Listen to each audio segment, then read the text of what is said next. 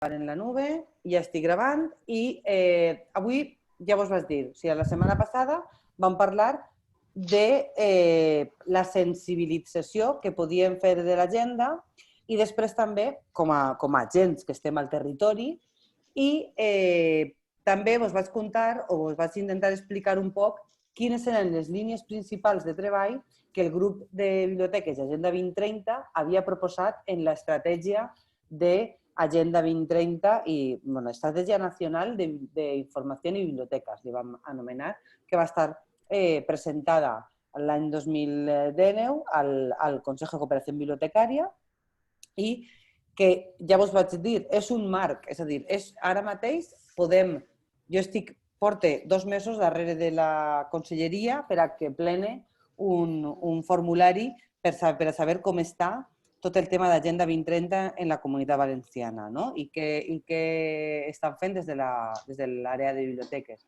I encara no he tingut sort de poder fer-lo, però bueno, jo aquí continuo. Però bueno, la idea era que en aquest marc d'estratègia, avui anem a parlar ja un poquet de 4-5 accions. Bueno, la realitat és que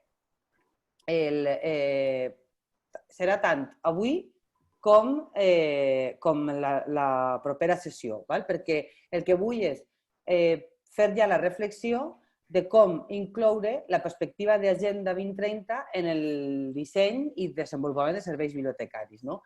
I també dic que és més enllà de bones pràctiques.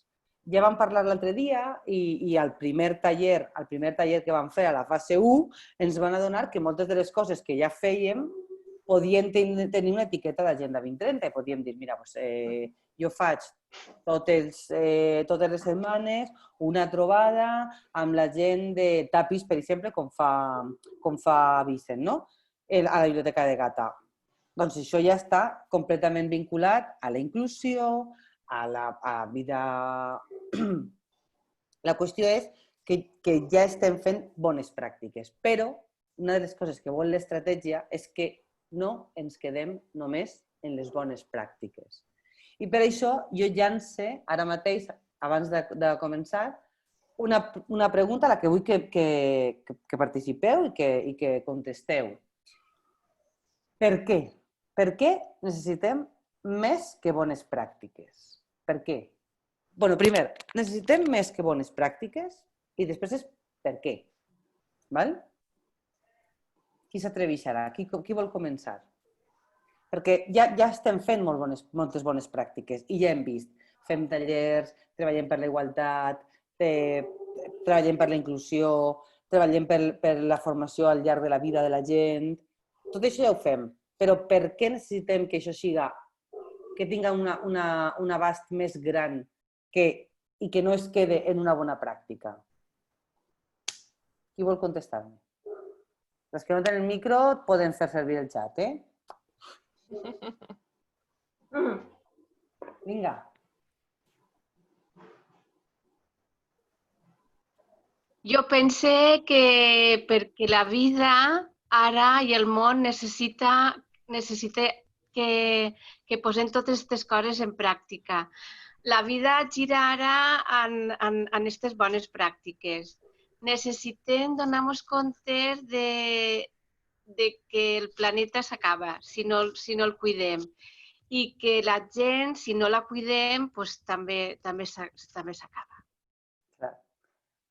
Qui coincideix amb Vicent? Jo. Totes esteu. Jo afegiria una qüestió, és a dir, jo crec que Vicent ho ha explicat molt bé, no? Això hem d'incloure-lo en el nostre ADN, és a dir, això hauria d'estar dins del nostre funcionament. Sílvia diu que no és només fer només bones pràctiques, sinó també donar-la a conèixer per a conscienciar, és a dir, és canviar la forma de fer les coses. A la fase 1, quan fèiem la sensibilització de l'agenda, també dèiem això, que nosaltres pensem que la informació i la cultura poden ser un motor de desenvolupament, però també el que volem és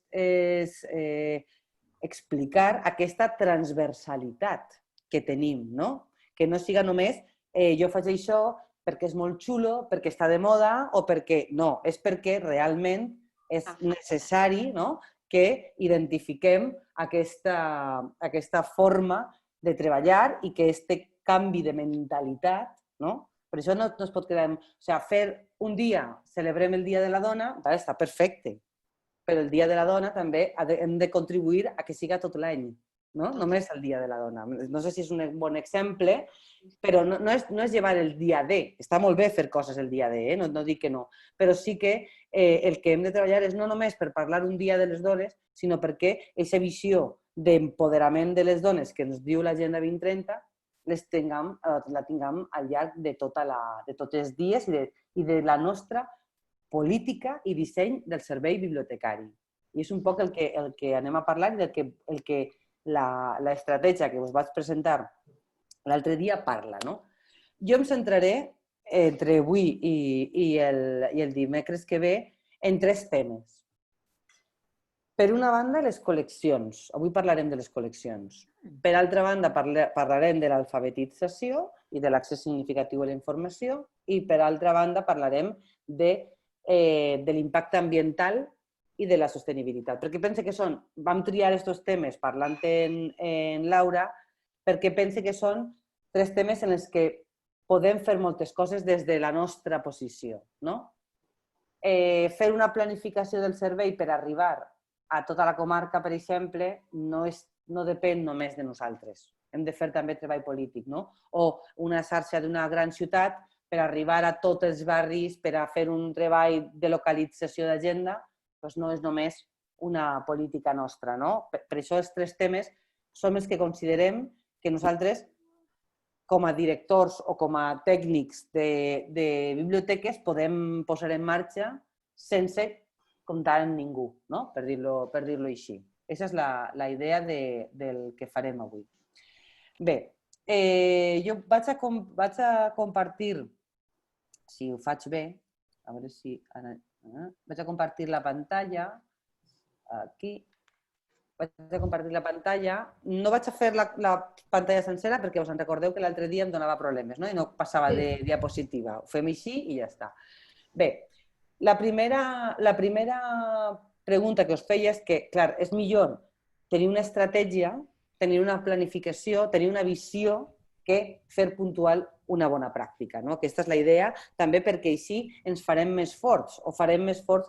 Si tu ho fas amb estratègia, ja ningú, si tu portes una política en totes les activitats de la teva biblioteca en el que la visibilitat de les dones i l'empoderament de les dones és una constant i és transversal, ningú no podrà venir a dir avui ja no celebrem el Dia de la Dona. No? Aquesta és la part de l'estratègia, de per què. Clar, l'estratègia té 2 nivells. Un nivell que serà el nivell, el dels polítics, a més, com deien l'altre dia, us en recordeu? El grup de alto nivell, els ministros, no? Aquesta part d'alt nivell, però després també la planificació estratègica. I per això hem triat aquests temes, perquè dins de la planificació estratègica de cada biblioteca nosaltres tenim molta mà. Aquesta és la idea. Bé, si se n'anem a l'alt nivell, el que primer hem de fer és aconseguir un compromís per la informació, la cultura i el coneixement. La foto que teniu ahí davant és la foto, no sé si la vegeu bé, és la més gran. Aquesta foto és la foto de fa un poc més d'un any a la Biblioteca del Congreso de la Nación, Argentina, on es va reunir, es van reunir, jo vaig estar allà però no soc ministre, tots els ministres de cultura de tota Amèrica Latina i el Caribe, on Espanya era invitada. Jo no sé si sabeu què va passar aquest dia. Per aquest dia es va signar, i ho tinc aquí, i teniu l'enllaç, la foto enllaça al PDF, és un full, però vull parlar-vos d'això, de la Declaració de Ministros de Cultura d'Amèrica Latina i el Caribe, és coneguda com la Declaració de Buenos Aires, el 22 de maig del 2019. La qüestió és que tots els ministres de Cultura de Latinoamèrica i el Caribe es van reunir ahir, Espanya era país convidat, i van fer un recordatori de que tots els països s'havien compromès amb l'Agenda 2030, però ells el que feien era fer un reforçament, per dir-ho així, del rol que l'accés a la informació com a dret universal i com motor de desenvolupament. Que parlaven també de l'accés significatiu a la informació, del que vos vaig parlar, i, a més, volíem emfatitzar el paper que les biblioteques podien tenir cap al desenvolupament en general dels països. I per això agafàvem una sèrie de compromisos. I els compromisos és reconèixer a les biblioteques com motor de canvi de les comunitats i promoure la cooperació. També es van comprometre tots els països, tots els ministres, a reforçar el sistema de biblioteques i sancionar lleis que permeten a les biblioteques per a poder treballar en el món digital i garantir accés significatiu a la informació. Aquesta la teniu enllaçada, és només un full, però és molt interessant. I això va ser un acte que es va celebrar perquè IFLA té una oficina regional a Buenos Aires. Però jo crec que és una estratègia i un recolzament del que volem fer a l'alt nivell. O sigui, ha vingut un ministre, en el cas d'Espanya no va anar el ministre, va anar el secretari de Cultura, però dona igual. És un reconeixement del paper de les biblioteques a alt nivell. Però això com es materialitza? Es materialitza fonamentalment en dos. Per una banda, si hem signat aquesta declaració de Buenos Aires, el que volem és que al Pla Nacional espanyol o al Pla Nacional de cada país les biblioteques estan reconegudes. Almenys vinculades a l'objectiu 3, 4, 5, 8, 10, 11 i 16. Almenys. Repetir? El 4, el 3, el 4, el 5, el 8, el 10, 11 i 16. Per què? Perquè aquesta declaració de Buenos Aires parla fonamentalment de les biblioteques com a motor del creixement personal, de la formació i de la reducció de les desigualtats. Però, això no vol dir que si estan visibilitzades en més objectius, perfecte. Però el que pretén aquest compromís és que estiguen visibilitzades explícitament. Ara vos explicaré. I a més d'aparèixer en el pla d'acció o el que siga, el que també hem de repensar i on se materialitza, com diguem nosaltres, amb diners castanyes, doncs això.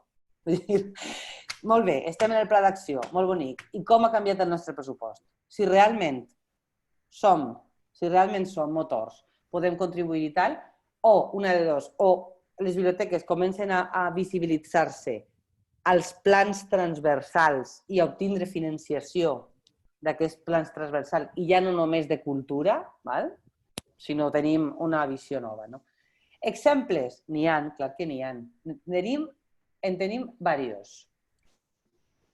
Exemple A, bibliotecas ausentes de las estrategias de desarrollo. Comunitat Valenciana. En Comunitat Valenciana tenim una estratègia d'educació, no sé si ho sabeu, però tenim una estratègia d'educació al desenvolupament. El PowerPoint que vos passaré, això és l'enllaç, vull dir que després tindreu l'enllaç.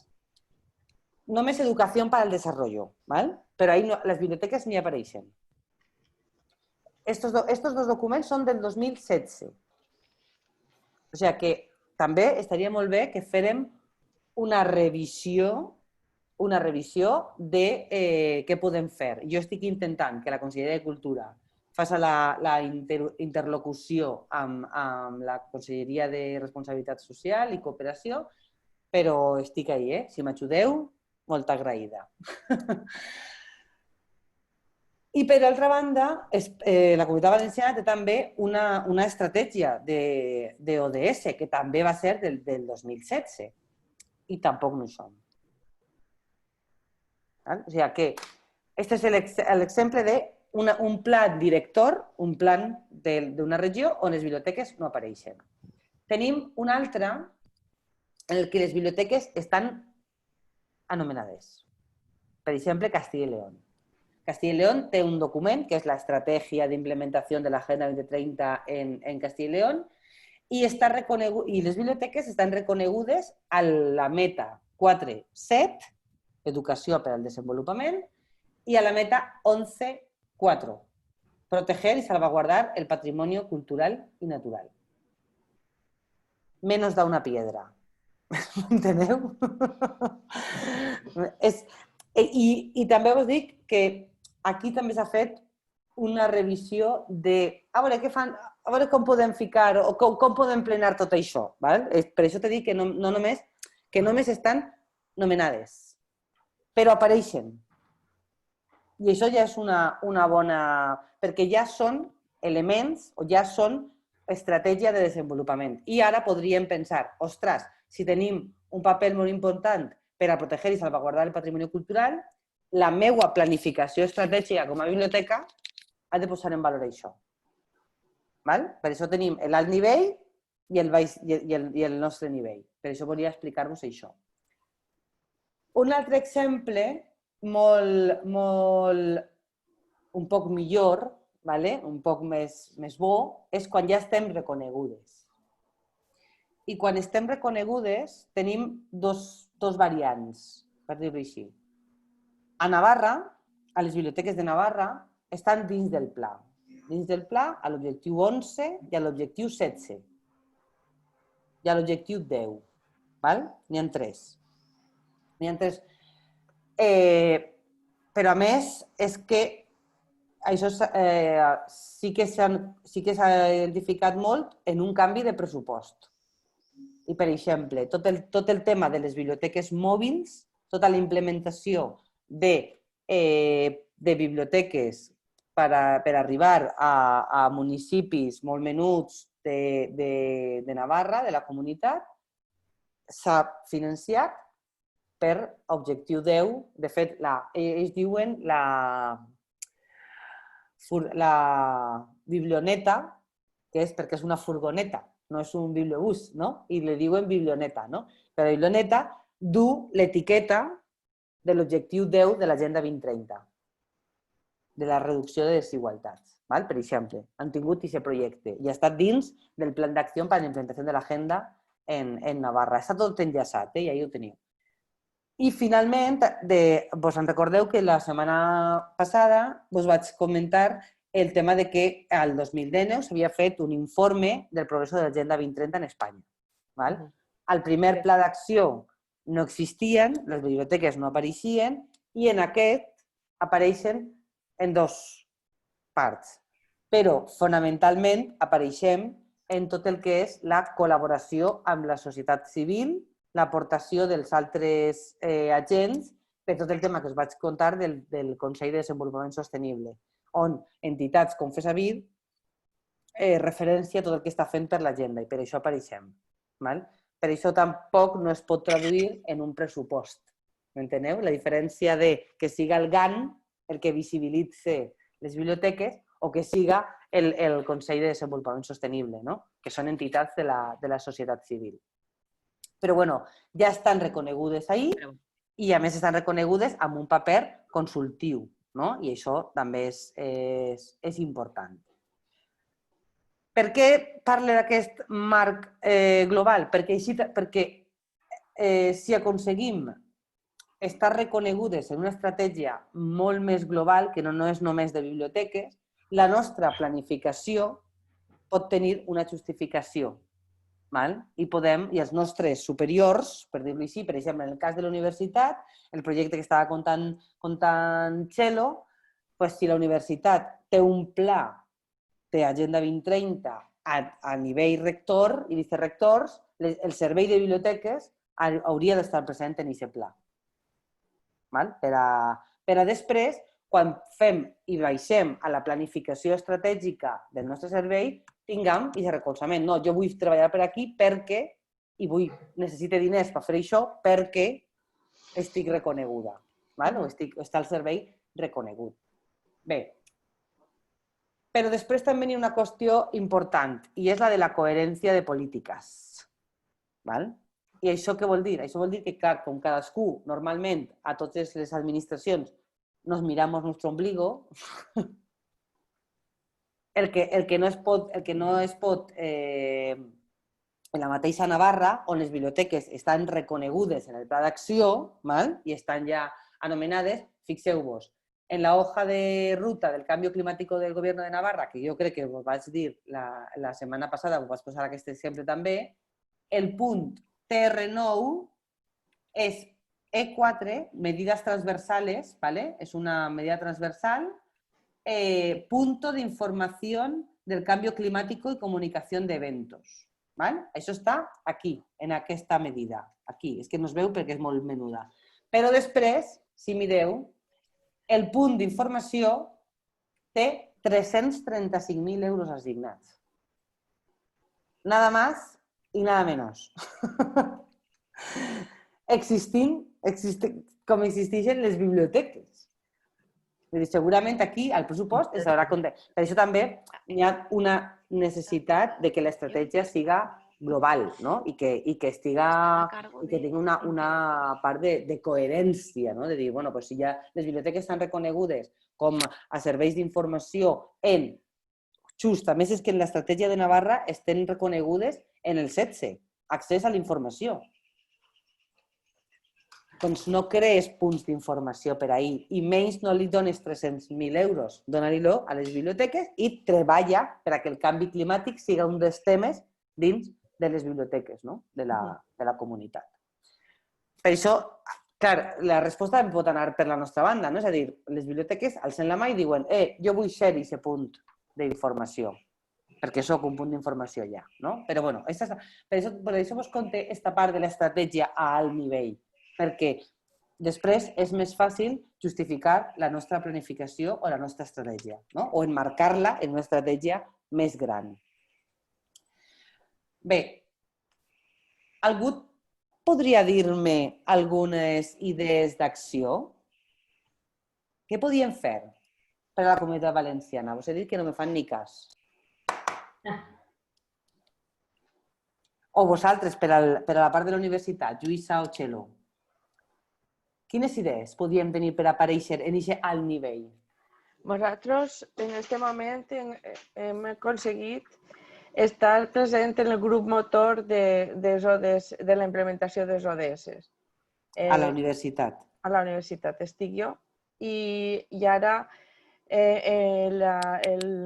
el grup de biblioteques hem creat un altre, diguem, seria un subgrup on està una representació de totes les biblioteques d'àrea. Està Lluïsa, per exemple, està en educació, Cristina és la coordinadora de formació en l'SBD, però després tenim també tres representants de salut, dos de salut, dos de socials, d'humanitat, del jardí botànic i de ciències pures, és a dir, l'àrea de biblioteca de ciències. I el grup motor, Txelo, és consultiu o és executiu? Sí, és consultiu i el que se pretén és, ara se llançarà, s'està llançant, com vos comentava, s'ha fet un mapeo, una enquesta, se va fer abans del confinament. Van tindre una resposta de més de 1.400 que se va obrir a tota la universitat, pas PDI i estudiants, i en els resultats d'això el que s'està fent és ara analitzar, s'ha fet 3 preguntes i s'està en aquest moment analitzant aquesta enquesta. Posteriorment, se farà en la planificació, s'està fent ja un plan B per si acas ens ve un altre confinament, perquè no ens passi el d'ara.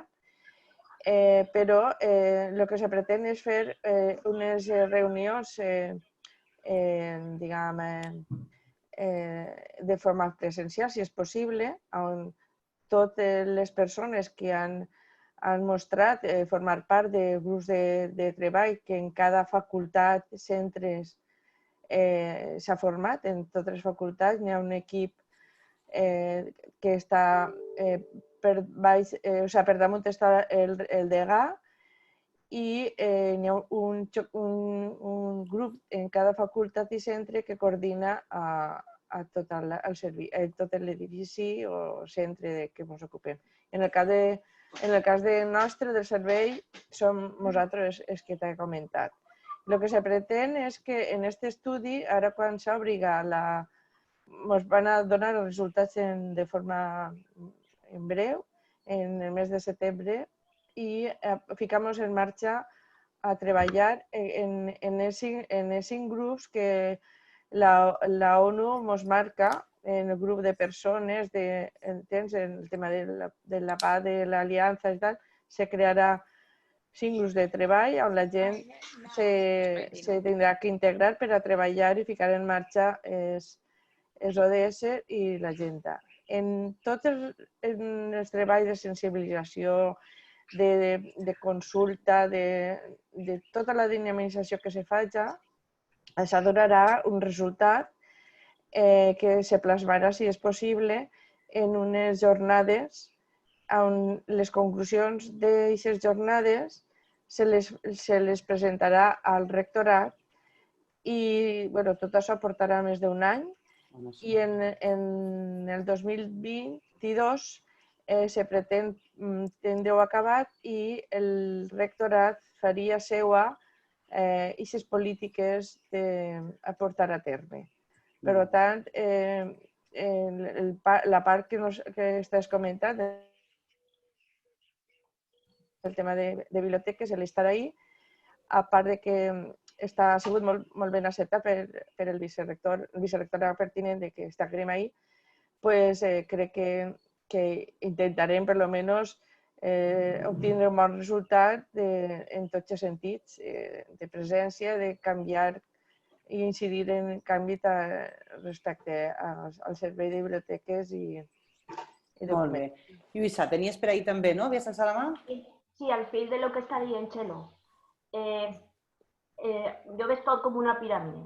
Aleshores, ella ha parlat un poquet de biblioteques cap a com poden funcionar cap a dins, però jo directament aniria perquè el rectorat dintre dels estatuts de la universitat es incloguera, perquè crec que és l'única forma de que siga transversal en tota la universitat. Per això... I aleshores, penso que el principal és això, que estiga en els estatuts com si fos els drets humans dintre dels estatuts. Nosaltres hem d'actuar, jo ja vaig actuar així, com tu digueres l'altre dia. Jo tinc el beneplàcit dels drets humans. Jo penso que els presidents de tota Espanya i de totes les autonomies, a banda de jurar la Constitució i l'Estatut d'Autonomia, el primer que s'hauria de jurar són els drets humans, perquè estan per damunt d'aquests dos grups legals. I per tant crec que la universitat, en el seu dret de ser autònoma, hauria de tindre dins dels estatuts, primer, els drets humans com a tal acceptats i en aquest cas l'ODS, perquè si no entrarem en l'espiral que tu dius, que jo la veig molt marciana, de concedir 300.000 euros, a mi això me sembla impossible. No, però es pot aconseguir. Sí, bueno, és possible. És precisament això. Des del meu punt de vista, espera, Txelo, des del meu punt de vista això és impossible. Per tant, jo crec que l'únic que podem fer és actuar des de la nostra proximitat, que és el nostre govern particular de la Universitat de València o de les biblioteques de poble a l'Ajuntament, d'alguna manera que n'hi hagi aquesta llei, la de drets humans. Algú té alguna experiència pareguda a municipals? És que esteu a municipals, per aquí? Dins dels vostres ajuntaments, n'hi ha algú paregut al grup motor que ha contat Txelo? Cap a l'Agenda 2030? Hola. Això volia fer jo quan vam fer, que Laura mos va fer un curs i van tindre que explicar si l'Ajuntament del teu poble complia les ODS i això volia anar a l'alcalde i dir-li una per una que em diguera què és el que està fent per al poble tot això, però Sílvia em va parar, És que, a veure, no, la importància, un poc també, ho dic per l'estratègia, no? Nosaltres, us en recordeu, quan vam fer la primera fase, vam fer una metodologia d'agenda en el que nosaltres dèiem, bueno, vale, pues tu tens la missió d'aconseguir que la gent visca millor, no? Pues jo te puc ajudar en això, és a dir, era una qüestió més de dir les polítiques de benestar, les polítiques socials, no són competència nostra, però nosaltres podem contribuir, no? I vam fer una estratègia de, a veure, en què estàs treballant tu, què puc aportar jo, vos en recordeu, no? del que vam fer. Ara es tracta un poc del traure el cap i, com diu Dan Luisa, com Txelo, és a dir, en el marc de drets humans, en el marc d'accés a la informació, veure com puc alçar, no? I la idea és participar i que les biblioteques i la part representativa de l'accés a la informació estiga dins d'aquests grups motors, com és el cas de FESAVID en el Consejo de Desarrollo Sostenible, per parlar d'aquests temes, no? Per a que això estiga visibilitzat. Vale. Alicia, se me sent? Soc Sílvia. Sí. Mira, un segon, no. Així, Agata, en l'últim plenari, que ho vas dir la setmana passada, però crec que va passar desapercebut pel xat. L'últim plenari, que crec que va ser la setmana passada, o l'anterior, crec que era el 2 de juliol, sí, la setmana passada, un dels punts era xarxa d'entitats locals per a desenvolupament del cos de l'Agenda 2030. Sí, això és de la FEM, no? De la Federació de Municipis i Províncies, pot ser? Pot ser, no ho sé. Simplement posa aquest punt al decret del plenari, a l'ordre de la convocatòria. Xarxa d'entitats locals, xarxa. Entonces suposa que algo estaurà movent, però no sé fins on. Doncs mira, Lola i Vicent, en quan pengeu, un correu cap al regidor. Què és això de xarxa? Vaig a contar-vos una cosa. Crec que en torno a tot això hi ha que ser... No n'hi ha que tindre por en acostar-nos als regidors i fer nostres, o sea, tant d'un signe com d'un altre, ells estan per a defensar-ho tot i defensar a la ciutadania, per supost. Entonces, quan sapiem que això pot ser una acció, quan sapiem que n'hi ha un plenari, simplement acostar-nos i de forma com toca demanar el que estimem oportú. I jo començaria des de xocotets municipis als grans i que no ens importa ser pesada. Jo em vaig empenyar fa uns anys i vaig arribar a ser alcaldessa en un grup que van en una agrupació i van fer canvis en el nostre municipi, que ningú pensàvem que podíem fer-ho. I per què? Perquè a voltes pensem que està lluny el fer-nos veure i a voltes és simplement intentar-ho. Sé que a voltes costa molt, com diu Alicia, d'arribar a la conselleria, que te recibisquen i que t'informen i que te donen... Però n'hi ha que... Agafant això, Txelo, i a veure si li ocorrís a algú. Quina idea tindríeu? Perquè ara mateix, fixeu-vos, el grup d'Agenda 2030 ha enviat un correu que no soc jo, que soc jo perquè el coordine, però que ho està enviant realment la secretaria del Consejo de Cooperació Bibliotecària, perquè és el que li demanem. Li he demanat a la conselleria, a la part de biblioteques, que plene un formulari on ha de respondre 3 coses. Per una banda, qui és l'organisme i quin és el plan director en qüestió d'Agenda 2030 en la Generalitat. La segona part és si les biblioteques estan visibilitzades o no, si estan coordinant amb aquesta conselleria temes per a que les biblioteques estiguen actives. I la tercera és quines bones pràctiques o quins plans n'hi ha de treball en les biblioteques de la seva comunitat al voltant de l'ODS. No he aconseguit enviar whatsapps, vull dir, he sigut pesada no, lo següent. Enviant correus, enviant whatsapps... No ho dubtava, no ho dubtava. Però jo venia per el que deia la companya, de que si sabem que n'hi ha un plenari, pues acostar-nos, que a voltes pensem que... Jo crec que en els municipis xicotets és més fàcil, perquè pensem que, bueno, pues, i no parlem d'això, i a voltes els que tenim que dir que se parlen són nosaltres. Sí, però jo t'he dit una cosa, Txelo, ahir. Aquí és important també, bueno, jo no sé en quins pobles viviu. El meu políticament és complicat. I una de les coses que sí que és important és que aquí, per això vos deia l'altre dia la part de la neutralitat, que no és una qüestió de neutralitat o no, però sí que estem parlant com a professionals i com a servei, no com a ciutadans. M'enteneu el que vull dir? Aquí el compromís, aquí la visió, també és perquè la nostra professió, saps? I el nostre servei en el que treballem pot aportar. I per això es tracta de ser també proactiu, no? I aquestes idees d'acció per aconseguir. Bueno, però si voleu, anem continuant perquè si no, no arribarem. Bé, una vegada tenim o no tenim l'alt nivell, això ho hem d'aterrar a la nostra biblioteca. Si tenim l'alt nivell, perfecte, perquè així tenim un marc més gran en el que recolzar-nos. Si no, no passa res. Anem a construir poquet a poquet des de la nostra biblioteca o des del nostre servei. No? La primera pregunta que tinc és que la planificació estratègica és la definició del marc de treball de la nostra biblioteca. I la primera pregunta que tinc és: vosaltres podíeu fer-me ara mateix una definició o una visió, o teniu definida en 2 línies quina és la missió de la vostra biblioteca o xarxa de biblioteques en la que treballeu? La missió? La missió. Sí, teniu la missió. Vosaltres a la universitat imagina que sí que n'hi haurà pla estratègic, no? Sí, però a les municipals en teniu pla estratègic? En teniu la missió de la vostra biblioteca?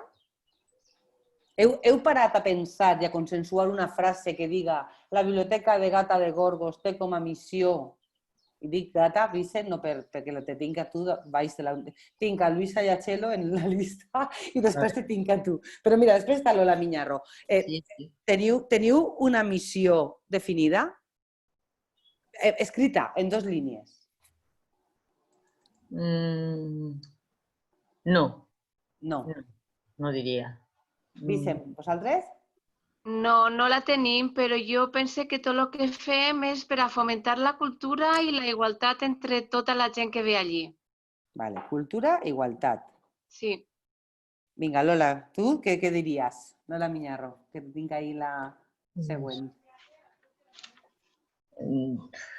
No sé, realmente todos los objetivos los trabajamos. No, però jo vull que parleu de la vostra missió com a biblioteca. És a dir, quan pensem en la biblioteca,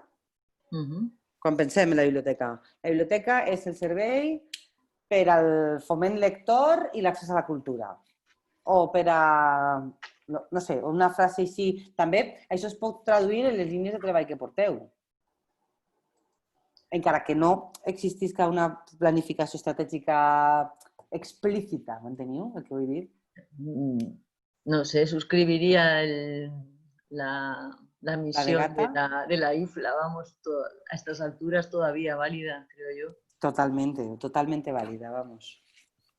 Totalmente válida porque además la Agenda 2030 no es más que una oportunidad para visibilizar que el manifiesto que tiene más de 25 años, ya ha pasado los 25 años, está siendo y sí, está totalmente vigente. Pero yo os diré también que también hemos desvirtualizado mucho eso y en los últimos años con las nuevas tecnologías ha cambiado también mucho la visión de muchas bibliotecas. Y muchas bibliotecas, perdonadme que lo diga así, ya sabéis cómo hablo todos, ¿no? Tenemos nos hemos quedado como un poco retraídos, ¿no? En las paredes y hemos mantenido ciertas cosas. Por ejemplo, hay los servicios de referencia que antes eran, pues, por ejemplo, pongo este ejemplo, que antes eran uno de los servicios fuertes o más fuertes, pues se ha ido reduciendo porque aparece Google, aparece pues otro tipo de servicios, ¿no?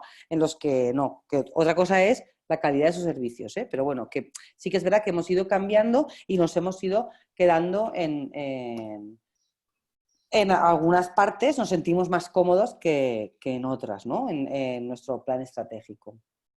¿Alguien tiene plan estratégico de las que estáis conectadas? Que Inma, Empar, la Biblioteca de Castelar. ¿Tenéis plan, los que no, aunque no tengáis chat, tenéis plan estratégico? O sea, aunque no tengáis micro. ¿No? Pero, ¿quieres decir plan estratégico de las bibliotecas? Escrito, de las bibliotecas, escrito formalmente. Pues no.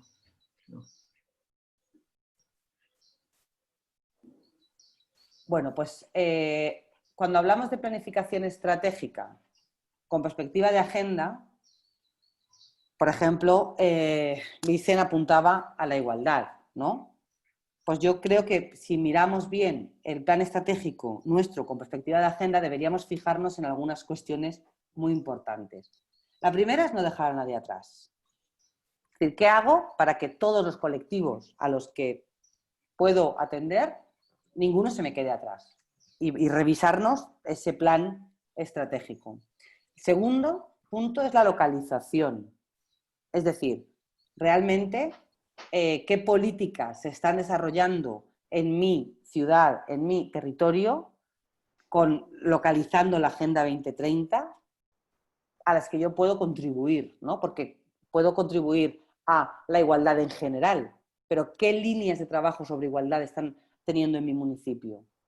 ¿Qué necesidades hay mucha diferencia entre los territorios, tanto de la cultura como de, pues por ejemplo, la situación de violencia de género? ¿Qué datos hay, ¿no? Por ejemplo, en violencia de género en mi comunidad? Las comunidades donde hay más violencia de género, deberíamos meter mucho más trabajo en eso que en otros. O sea, ¿cómo localizo, ¿no? Según lo que sucede, ¿no? Pues por ejemplo, cuando hacíamos algunos talleres y era como que la gente de Albacete, ¿no? Estaba la gente de Murcia estaba muy preocupada por el agua, pero la gente de Asturias, ¿entendéis lo que quiero decir con esto de localización? No es que la biblioteca, el marco del manifiesto de la IFLA, pues está fenomenal, claro que sí, está absolutamente vigente, claro que sí, pero también es verdad que la realidad de las comunidades en las que trabajamos justifica unas acciones u otras. Por otra parte de perspectiva de agenda muy importante de la planificación estratégica de las bibliotecas es las alianzas y la participación. Igual que los líderes mundiales han entendido que por sí solos no van a conseguir que el mundo sea mejor, necesitan aliarse y trabajar con la sociedad civil, con las universidades, con el sector privado, con todo el mundo. Las bibliotecas también deberíamos entender que para conseguir un acceso significativo a la información y conseguir que todas las personas tengan acceso a la información y a la cultura, debemos buscar también otros aliados y debemos buscar también la participación. Hay una cosa importantísima desde mi punto de vista y es que la Agenda 2030 en su preámbulo reconoce que sueñan con un mundo en el que la alfabetización es universal. Y ahora os diré, yo sé que hacéis muchos cursos, yo sé que hacéis muchos talleres, pero realmente si pensamos esa alfabetización, ¿qué porcentaje ocupa de los servicios bibliotecarios? ¿Sí? A lo mejor las universitarias hay una parte de alfabetización informacional que es más grande, ¿no? También porque está vinculada al éxito académico y al desempeño, ¿no? Personal. Entonces hay una parte de alfabetización que las universitarias están más trabajado, pero realmente si miramos en global nuestra biblioteca, esa contribución, para mí la alfabetización universal es uno de los marcos más grandes donde las bibliotecas tienen más margen en el que trabajar. Y eso no se refleja 100% en los planes estratégicos ni en el desempeño de las actividades de todas las bibliotecas, ¿no? La alfabetización no está en el core de nuestros servicios, está en las actividades, pero no en el core. La inclusión y la igualdad de oportunidades, pues como decía Vicen, ¿no? Es decir, esa parte de la biblioteca como ese agente que ayuda a reducir brechas, ¿no? A reducir brechas. Y eso es muy importante. Otra parte importante con la perspectiva de la agenda es entender el acceso a la información y entender que la información ya no solo está en los libros y ver, y hoy hablaremos de colecciones, ¿no? Y ver qué podemos hacer para de verdad garantizar el acceso a la información de las personas que viven en nuestro entorno o en la comunidad en la que trabajamos. Y por supuestísimo, si queremos tener perspectiva de Agenda 2030 en la planificación de nuestras bibliotecas, tenemos que ponernos metas, tenemos que ponernos indicadores de nuestras metas, tenemos que recoger datos. Hace poquito hemos hecho el curso de evaluación de servicios bibliotecarios, donde, por ejemplo, con estudios de impacto podíamos demostrar realmente la capacidad de contribuir de las bibliotecas a la Agenda 2030 y a la consecución de los objetivos de desarrollo sostenible. Pero es verdad que si no nos ponemos metas, podemos decir, hemos hecho 300 actividades. ¿Cuántas de alfabetización? No lo sé. Pues muchas. No podemos demostrar cuál es nuestra contribución. No sé si entendéis un poco esta idea o si la compartís, ¿no? Porque muchas también hay otra corriente o hay una parte de los servicios profesionales que dicen las bibliotecas que ya son buenas per sí, ¿para qué vamos a evaluar? ¿No? ¿Para qué si ya las bibliotecas siempre hacen bien? Esto es como los hospitales, ¿no? Siempre van bien. Pero también hemos de ser consecuentes y decir, ostras, pero sí, las bibliotecas también, pero ¿de verdad estoy contribuyendo al desarrollo? Eso sería lo que tendríamos que evaluar. Bien. Vamos a hablar ya de colecciones para que no se nos vaya mucho el tiempo. Y os lo digo, o sea, quiero decir, a partir de que si vuelvo a la diapositiva, es decir, cuando revisemos nuestro plan estratégico, o si queremos hacer nuestro plan estratégico, o si no hacemos formalmente un plan estratégico, pero queremos pensar la planificación que voy a tener en el año 21 en la biblioteca, a mí me gustaría que tuvierais en cuenta esto. No dejar a nadie atrás a la hora de planificar las actividades. No dejar a nadie atrás, cómo puedo localizar, con qué alianzas voy a contar, que la alfabetización universal esté en mi línea de trabajo principal, la inclusión y la igualdad 3/4 de lo mismo y el acceso a la información y luego, por supuesto, que me ponga metas. O sea, no hace falta hacer un plan estratégico, pero sí cuando volváis a pensar en vuestra biblioteca, no dejéis de pensar en vuestra biblioteca. O sea, las bibliotecas no son iguales aquí y en Senegal, ni tienen por qué. Y no solo por cuestión económica, ni por cuestión profesional, ¿vale? Es simplemente porque las necesidades de la población también son distintas. Eso también tiene que ir igual. ¿Vale? Aquí lo he borrado. Bueno, entonces, si os parece, yo os propongo en lo que queda hoy de sesión y la siguiente sesión, hablar de 3 temas para que vayáis pensando, ¿no? Esa parte de hacer la estrategia de vuestras bibliotecas hacia la Agenda 2030, ¿no? Yo os voy a hablar hoy de colecciones con esta perspectiva, es decir, ¿de verdad tengo las colecciones y los recursos en cuanto a contenidos, a formatos y a todo tipo de recursos, ¿vale? Para no dejar a nadie atrás y para transformar la sociedad? Esta es la primera pregunta que os hago. Es decir, ¿la colección de la biblioteca en la que trabajáis de verdad es adecuada? O sea, yo no sé si recordáis alguna de las frases del proyecto de IAP de IFLA, si estuvisteis en la fase 1, era: los bibliotecarios construyen colecciones pertinentes. A mí la palabra pertinente, os decía, cuando hicimos la fase 1, os decía que yo lo ponía muy entre comillas, porque os voy a hacer una pregunta para las públicas. ¿Qué porcentaje de fondos, así a ojo, ¿vale?, de vuestra biblioteca se dedica a ficción?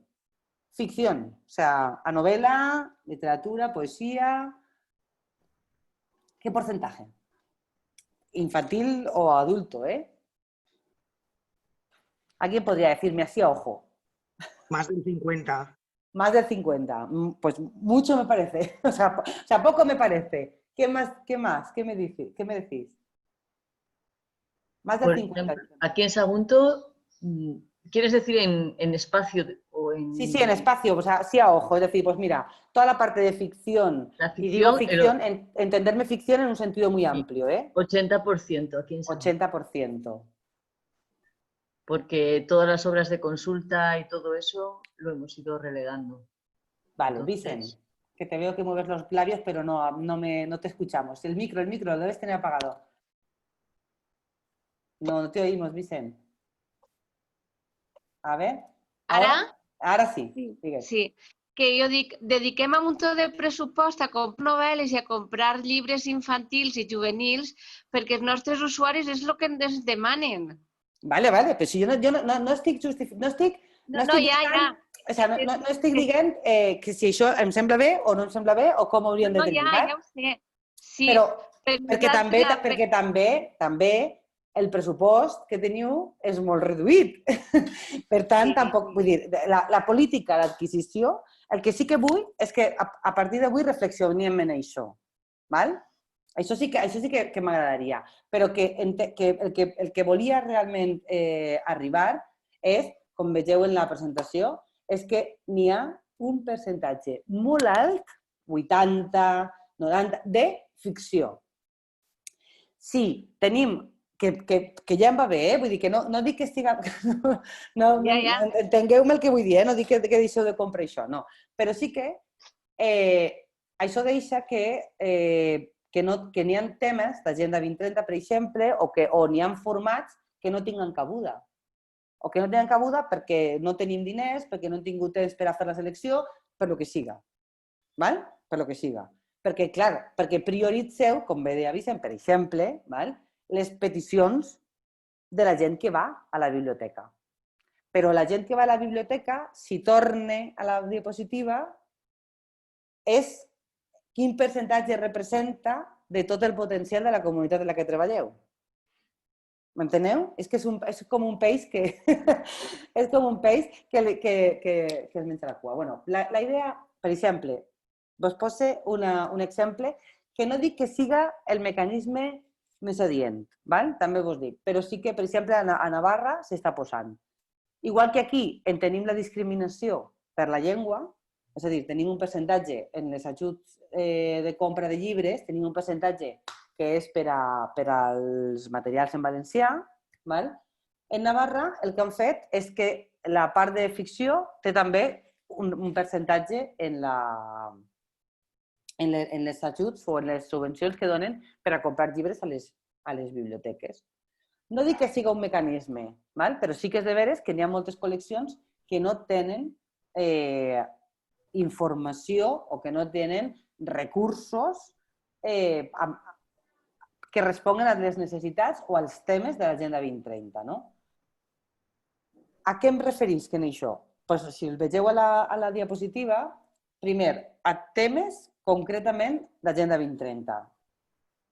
Medio ambiente, cambio climático, economía social, innovación, turismo sostenible, no sé. Qualsevol temes vinculats a la salut i benestar, el que siga, temes vinculats a l'Agenda 2030. No sé, però segurament, per exemple, dins de tots els temes de medi ambient en tindreu més que de salut, potser, o més d'innovació i creació d'empreses, per exemple. Tindrem més de salut i més de medi ambient que de creació. I dic recursos en general, no estic parlant de llibres, estic parlant de la col·lecció en global. També no és només parlar d'aquests temes perquè m'interessa o perquè interessa l'Agenda 2030, també és perquè són temes propis de localització.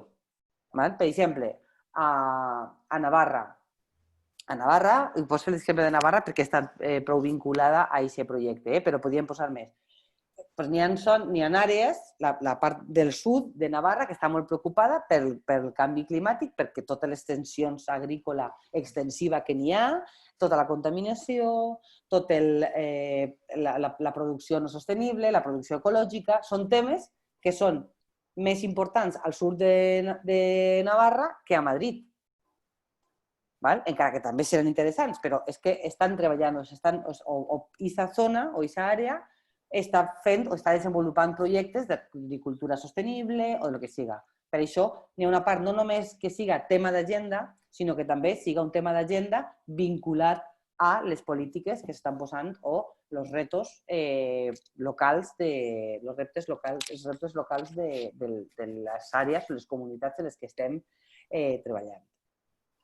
Per altra banda, una part de la col·lecció o temes vinculats a tot el que és alfabetització i aprenentatge al llarg de la vida.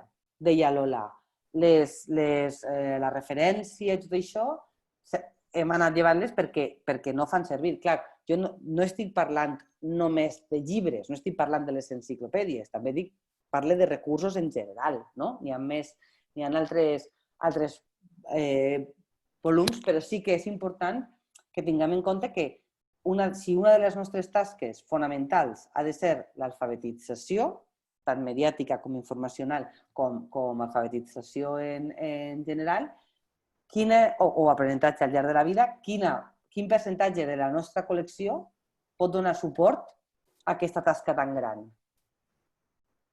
Per exemple, sí, vaig a fer un taller de robòtica perquè és molt guai. Faig un taller de robòtica i estic aconseguint que les xiquetes de la meva comunitat s'apropen a la tecnologia i s'empoderen i tal. Perfecte. Objectiu 5. Perfecte. Una activitat. Què tinc després per a tots els dies parlant de robòtica i de programació per empoderar les xiquetes a la meva col·lecció? M'enteneu el que vull dir? Moltes vegades el que també passa és que fem activitats, per això parlem d'estratègia més que d'una acció puntual o més que d'una bona pràctica. Hem de començar a pensar en la nostra col·lecció i parlant de col·lecció no és només parlar de llibres, ho intento dir també molt, perquè siga realment estratègic, no només en una activitat o no només que es quedi en una bona pràctica. I revisant el percentatge de representació que tenim a la nostra col·lecció és un indicador per a explicar la part estratègica en un objectiu concret. I per una altra banda, no sé si a mi és un tema que m'interessa molt i que no he tingut temps d'aprofundir molt, però que jo crec que és fonamental i que el paper de les biblioteques, i més les públiques aquí, és per a mi fonamental, que és tota la part de... Em recordeu en els anys 90, quan parlaven del servicio a la comunitat o servicio d'informació comunitària? Ara mateix n'hi ha un fum, però un fum, d'activitat i d'informació governamental, i dic governamental perquè ve de l'administració, per dir-lo així en gran, que la gent no entén, que la gent no treballa, que a més està molt amagada per la gent i que les biblioteques no estem fent res o no estem sent molt proactius en aquest tipus d'informació. Per exemple, no sé, hi ha un projecte, mira, vaig a contar un projecte en Lituània, perquè com és de Lituània no és d'aquí i ningú no es veu representat. Però hi havia un projecte, per exemple, en Lituània que van posar en marxa l'administració electrònica i veien que realment la utilització de l'administració electrònica era molt, molt, molt, molt baixeta. Només el 2% de la població o així estava fent servir aquests serveis d'administració electrònica. Les biblioteques van començar a fer formació, per una banda, en signatura electrònica, mitjans electrònics per a comunicar-se i tal, però per altra feien tota la selecció i el tractament de la informació de serveis socials, de sanitat, d'informació, de programes que era adient a la gent i els explicaven i també feien tallers per explicar l'estructura i la funcionalitat de les webs institucionals per a que aquesta informació de l'administració arribara a la ciutadania. Jo no sé si teniu algun projecte d'aquesta línia o si heu fet algun projecte en aquesta línia, si compteu dins de la vostra col·lecció, tractant-lo com a col·lecció, aquest tipus d'informació. Algú vol contestar? a Beniarbeig, jo recordo que Pau feia un projecte molt xulo que era traduir, i dic traduir, perquè feia un blog amb totes les ordenances municipals i les explicava en un blog, per exemple. Saps? Això és part del treball del bibliotecari, no? Com a part del treball bibliotecari, perquè n'hi havia moltes coses que es quedaven penjades en el taulell de l'Ajuntament o el que siga, però que era una informació adient a totes les persones. I crec que el Pau, no sé si el cara el continua fent, però una vegada va posar-lo com a exemple i a mi em va aparèixer un projecte xulíssim per a això, per a fer arribar la informació de l'administració als ciutadans, com a biblioteca. I, clar, no és un llibre que comprem. Com no és un llibre que comprem, moltes vegades no el considerem com a col·lecció. M'enteneu el que vull dir? Sí. Però I penso que fa falta. Tu penses que fa falta? Clar. N'hi ha projectes, per exemple, a la Junta de Multiculturalitat de Gandia, un projecte que va explicar Clara Chu en biblioteques àncores de la comunitat, no sé si vos en recordeu, que sí que hi ha experiències de preparar tota la informació per als nouvinguts, per a la part d'immigració, no? Per dir, aquesta és tota la informació de benvinguda per a algú que ve, no? Per a rebre la part d'immigració. I sí que feien biblioteques, sí que hi havia biblioteques que preparaven dossiers amb tota aquesta informació, no? Pues hospitals, metges, educació, pues tota la part més, però sí que estava molt vinculada al col·lectiu d'immigrants, no tota la resta de la informació. I fixeu-vos, jo crec que ara, després del Covid, una de les tasques més importants que n'hi ha és aquesta. Perquè en el nou pla d'ajudes socials, en el nou pla de tot el que s'està posant en marxa, n'hi ha molta gent que no sap fer servir això. I això és una tasca interessant. I ara no estic parlant només del servei d'alfabetització, estic parlant de la informació, de tenir controlada la informació, estiga en el suport que estiga, i controlada com a potser no la cataloguem a l'absis, saps? Però també el que vull que quede molt clar també és el que nosaltres entenem, no? I és la següent reflexió que volia fer-vos, no? Les qüestions... Comentaros una cosa. Hola? Hola, ¿me oís? Sí. ¿Me oís? Bueno, quería comentar una cosa en ese sentido. Había oído hablar del proyecto que dices de algunas bibliotecas que preparan una especie de dossier bienvenida donde les facilitan a la gente que acaba de llegar al país, pues cuando vienen a hacerse el carnet, todos los recursos, sobre todo a nivel de barrio, en una ciudad grande como es la nuestra, y dónde tienen que dirigirse, porque claro, cuando llegas a un sitio nuevo, pues estás un poco perdido, ¿no? En ese sentido podríamos tirar de recursos paralelos, en lo que hablábamos de la transversalidad. Yo sé que esa misma información se elabora en la Concejalía de Bienestar Social porque es una de las que recibe mayoritariamente a la gente recién llegada. No es necesario duplicar el trabajo.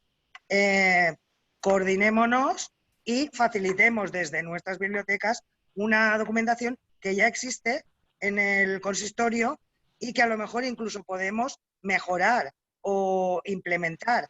¿Sabes? El trabajar un poco coordinados hace que no malgastemos ni recursos ni tiempo y podamos ofrecer una información que al ciudadano le puede ser muy válida. Claro. Tú, Montse, ¿te has dado cuenta cuando yo decía la parte de las alianzas y la participación? Exacto. La parte de estrategia es clarísima. Es decir, si yo quiero ofrecer información comunitaria porque sé que puedo ayudar a hacerla significativa, que es mi papel como biblioteca, yo no quiero sustituir a los servicios sociales. ¿Me entendéis lo que quiero? O sea, es que esta reflexión es importante. Es decir, nosotros, nuestra misión en ese manifiesto de la IFNA que tenemos es hacer significativa la información. Es prepararla para que la reciban quien la tiene que recibir y la sepa entender, utilizar y transformar en el caso de que la tenga que transformar. ¿Vale? Que les sería que les sea útil, efectivamente, ¿vale? Entonces, ahí, obviamente, no hace falta preparar toda esa información, porque si en servicios sociales ya la hacen, pero la idea, lo que tenemos que incluir en nuestra perspectiva y en nuestra estrategia, para no dejar a nadie atrás, es, ostras, si esto ya existe, cómo puedo yo hacerlo accesible o más accesible, ¿vale? Que no quiere decir que yo tenga una tarea en exclusiva, ¿eh? Lo que sí que estoy diciendo aquí es que muchas veces este tipo de información no lo contemplamos como colección, ni como recursos a ofrecer. Esto es lo que ¿por qué? Porque y ahora os ponía aquí algunas reflexiones, ¿no? Es decir, entendemos por colección muchas veces lo que manejamos físicamente, lo que metemos al apsis. Eso es lo que solemos, digo el apsis, como digo cualquier otro sistema, que pero en las municipales. Entonces, ahí tendremos también que nosotros pensar en qué entendemos por colección, que no hace falta que esté toda catalogada en el mismo sistema, es decir, pero al final es hacer tareas técnicas de selección y tratamiento de la información, ¿vale? Porque son recursos para nuestros ciudadanos, que no para nuestros usuarios exclusiva. Porque a lo mejor, ¿me entendéis lo que quiero decir? Porque muchas veces también centramos solo en los que ya vienen. Y no es eso, sino que necesita mi comunidad. Pues mi comunidad no tiene ningún sitio para conseguir esa información. Pues voy a hacerlo en la biblioteca. Otra cuestión que quiero que reflexionéis es eso, ¿no? Es la parte de los formatos tradicionales. Ese binomio libro y biblioteca todavía nos cuesta mucho, ¿no? Es decir, ahora hablaremos, ¿no? Pero de la parte de la colección digital de las bibliotecas es muy, voy a decir, breve. por no decir que se reduce a e-biblio, ¿vale? Esto es lo que también, por eso que cuestionemos también si realmente el formato tradicional, los formatos tradicionales de las colecciones son los que no dejan a nadie atrás, los que ayudan a alfabetizar a lo largo de la vida, los que generan inclusión, ¿vale? ¿Entendéis por lo que os quiero, o lo que estoy hablando? Por otro lado, el circuito de compra. Claro, es que también lo que parece como que lo que no compramos, ¿vale? Ya no es parte de la colección, ¿no? Esta parte y no es eso, o sea, hay mucha información que es muy útil y que yo como profesional puedo ofrecer a mis usuarios y que no la tengo que comprar, porque está en acceso abierto, porque está en otras fuentes, por otras muchas cosas. Pero es verdad que muy difícil, y sobre todo en las públicas a lo mejor, muy difícilmente nos encontramos considerando como colección o haciendo tareas de selección y de curación en cosas que no compramos. ¿Entendéis? Y por otro lado, quería también que hiciéramos la reflexión sobre las alianzas con otras bibliotecas. Pues, por ejemplo, si tenemos, ahora que está Chelo, y vamos a todos a engancharnos a Chelo, si tenemos una biblioteca que es depositaria de las Naciones Unidas, que tiene toda la información de Agenda 2030, sí o sí, todas las bibliotecas que queramos hablar de Agenda 2030, tenemos que decir, Chelo, ¿cuáles son los documentos básicos para todos los ciudadanos en Agenda 2030? ¿Sí o no? Es que la tenemos. Es una alianza. Es verdad que esto es una biblioteca en la sede de la universidad y está dentro del circuito de biblioteca universitaria, pero es que es una biblioteca especializada y además es depositaria de las Naciones Unidas. Independiente, ¿eh? Es independiente. Es independiente, pero estás dentro del sistema, ¿no? de la universidad. Tengo un recurso que publico trimestralmente, que es un boletín de ONUBIP, y que hay un apartado para los ODS y en el que he colaborado con el alta comisionada de la Agenda 2030 de España, y los recursos, o sea, el boletín es de acceso abierto y lo publico cada 3 meses. De allí os puedo pasar después también, que me lo he apuntado, dónde está la publicación, y podéis bajarla, todos los números. Estoy ahora en un proyecto, es recopilar solo en una publicación todo lo que desde el 2015 he hablado de los ODS en ese boletín, para editar solo de ODS, ¿no? Pero no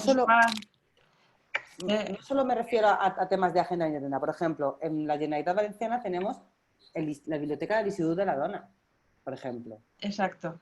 tenemos bibliotecas de los centros y de los institutos y de los parques naturales, toda la información de medio ambiente, o sea, en bibliotecas especializadas en ciertos temas que son muy de agenda. Entonces, muchas veces no tenemos por qué hacer el esfuerzo sobrehumano en una biblioteca pública de saber cuáles son los fondos, ya no solo cuáles son, sino a lo mejor no me interesa que esos fondos forman parte de mi colección, lo que me interesa es relacionarme por préstamo bibliotecario o por como sea con esas bibliotecas que lo tienen. Con Red CIDA, Alicia. Por ejemplo, con la Red CIDA, por ejemplo. Hay muchas bibliotecas, pero en Madrid hay una biblioteca espectacular sobre la paz. Exacto. Sobre temas de paz, por ejemplo.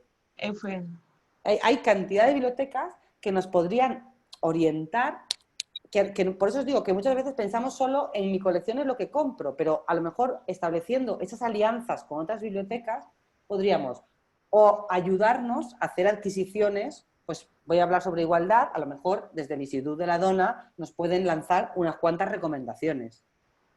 Vicent, que estàs ahí. És que vull comentar-te el projecte que he fet la Biblioteca d'Altea i la de Gata, lo de la maleta lila. Ah, molt bé, molt bé, molt bé, molt bé. Que la deixem en biblioteques menudes per fomentar la igualtat, el feminisme i aquestes biblioteques menudes que no tenen tant de diners per a aquests llibres, pues els tenen allí durant 2 mesos. Molt bé. Per exemple, és a dir, no forma part de la meva col·lecció, però si faig aliança amb altres biblioteques, puc ampliar en alguns temes o en alguna qüestió importantíssima, també vinculada a l'Agenda 2030 i obrir portes per aconseguir-lo. Jo crec que aquí l'aliança entre les biblioteques especialitzades i les públiques seria fantàstica. Sí. Lluïsa. Era un matís respecte a lo que has parlat abans de la col·lecció.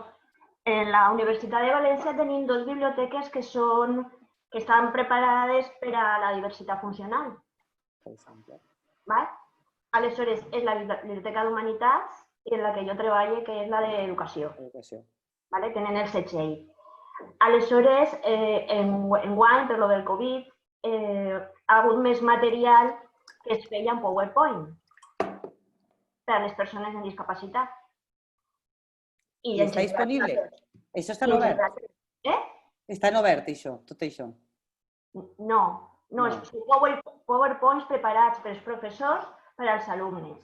Aleshores, el servei de la UPD, la unitat per a, ver com se llamava, per a persones en diversitat funcional, ens van demanar a les que havien rebut una formació tant d'humanitats com d'educació, que era jo, es van donar un curs per adaptar aquest material per a que el software que utilitzen les persones cegues pugui llegir un PowerPoint.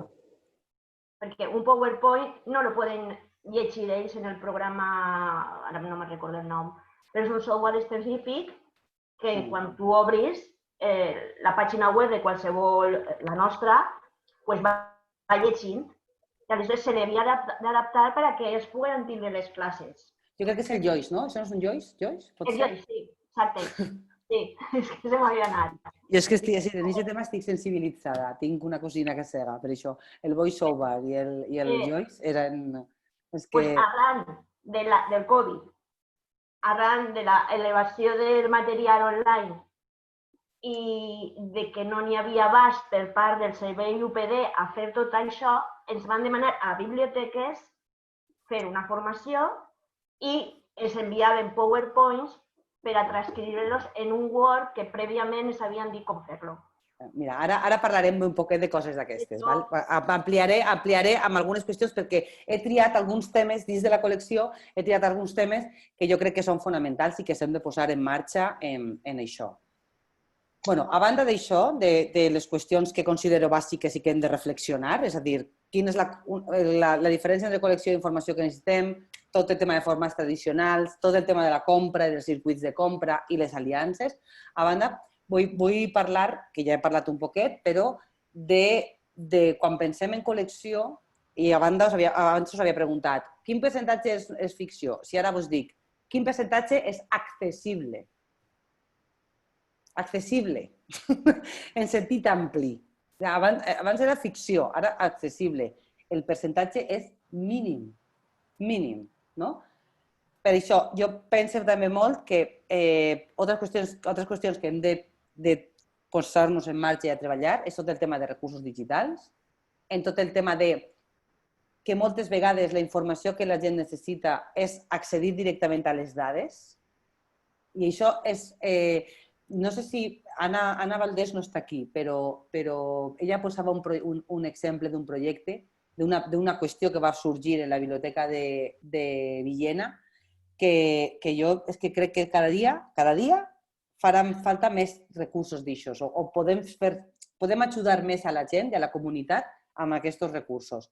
Resulta que la comunitat de regantes de Requena volia accedir a una base de dades de la NASA que té tota la informació meteorològica de tot el món. Per què? Perquè sembla que ahir estava una informació molt valuosa per a regar. És a dir, clar, si anava a gelar, doncs no regaven perquè així teníem la... I és molt més potent que l'oratge de l'Apunt. Era molt més... Però clar, que passaven dues coses. Una, que no tenien ni idea de com contractar aquest servei d'accés a una base de dades, i dos, que encara que ho hagueren sabut, no sabien com treballar en una base de dades, perquè eren regants. Vam demanar a la biblioteca, ells van demanar a la biblioteca, ens podeu ajudar? Costava $1.000 o així a l'any, no me'n recordo què era. I la direcció de la biblioteca va decidir que no. Perquè no era ni tradicional ni format que fem nosaltres pagant una subscripció. Clar, una biblioteca universitària això ni es planteja. Una subscripció a una base de dades forma part de la col·lecció claríssimament, però ja les públiques. Però és que podíem ajudar molt a aquesta comunitat de regants. Primer, perquè fèiem la connexió que dèiem abans, i després perquè fèiem significació, i podíem ajudar, perquè nosaltres com a professionals i com a experts en el treball amb bases de dades podíem ajudar molt a la gent a buscar la informació. Però, clar, subscripcions. Ara cada vegada més n'hi ha quantitat d'aplicacions, no sé si conegueu, per exemple, Poètica 2.0, és que n'hi ha quantitat d'aplicacions fora del mercat que tenen que el seu model de negoci és la subscripció, no és la compra, i que tampoc no passen per plataformes com Biblio. Cada vegada n'hi ha més, i això no estem plantejant. I ahir n'hi ha molta informació, perquè la informació ja només està als llibres. Després, tota la part de necessitats especials de les que avui ara parlaré un poquet, i la informació governamental de la que ja he parlat. Per anar un poquet més a pressa, perquè ja només queda mitja hora, vos parlaré del Tratado de Marrakech. Algú sap què és el Tratado de Marrakech? Heu sentit parlar del Tratado de Marrakech? El Tratado de Marrakech està impulsat per la IFLA i el que vol és aconseguir que els països tinguin un compromís i un compromís d'implementació en la seva legislació per a millorar l'accés a la informació a les persones amb discapacitat.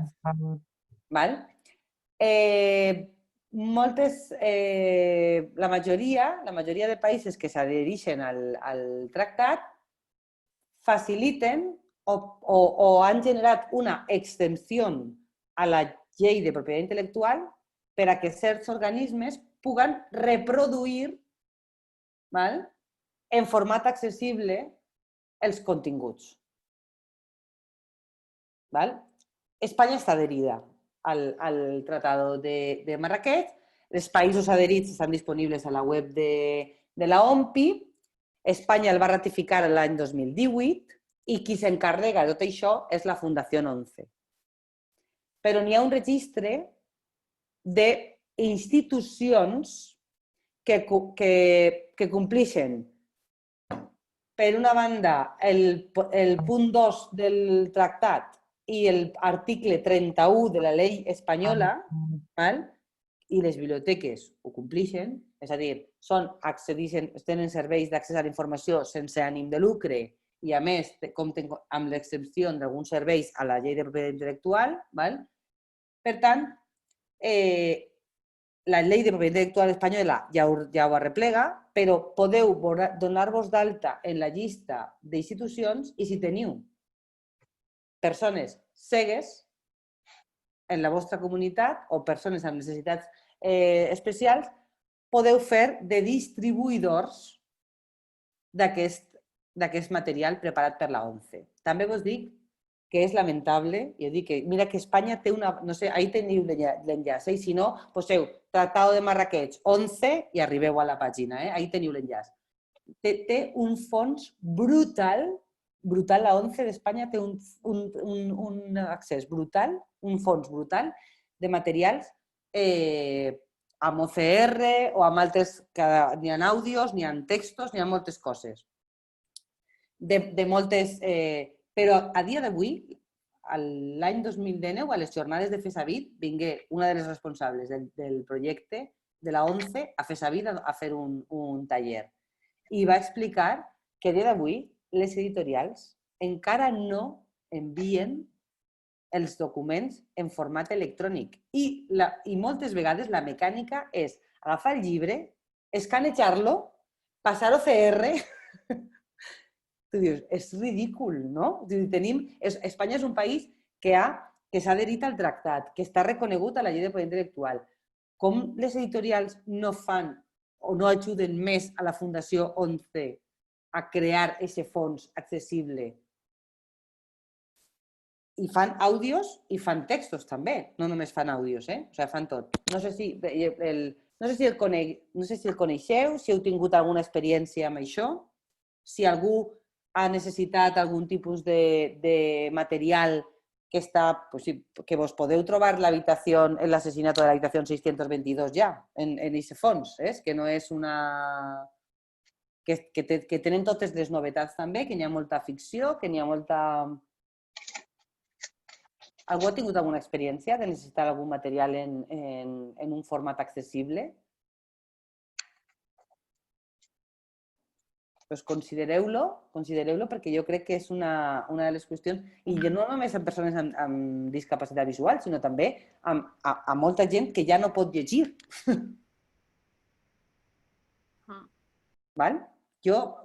Ahí està l'enllaç, consulteu-lo. Apunteu-vos com a entitats que puguen ser distribuïdores. Visibilitzeu també la vostra biblioteca ahí. Jo crec que és important. Així també podeu atendre... Totes aquestes idees ja són idees soltes, però per entendre de no deixar a ningú rere. Una altra, de la que sí que ja teniu més experiència, és tota la part de lectura fàcil. Jo crec que això sí que el conegueu i que el que sí que vull que quede molt clar és que tant Inclusion Europe com les directrices internacionals de la IFLA són les que diuen com es fa una lectura fàcil. I que l'Associació de Lectura Fàcil d'Espanya proporciona formació, assessorament i serveis d'edició. I té un catàleg. I si cliqueu en la pàgina de l'associació, podeu veure que n'hi ha, no sé, vora 300 títols en lectura fàcil. En teniu col·lecció de lectura fàcil? Sí, sí que tenim. ¿Quién más? ¿Montse también? Sí, sí. ¿Quién me espera ahí? Lola, ¿vosotros en Sagún tenéis? Nuestra Lola. Bueno. Perdona, es que he tenido una llamada telefónica. Nada, no, que si tenéis colección de lectura fácil.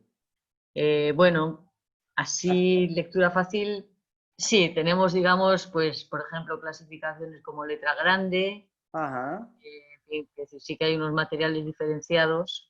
No mucho antes de que se pusiera este término en boga. Ajá.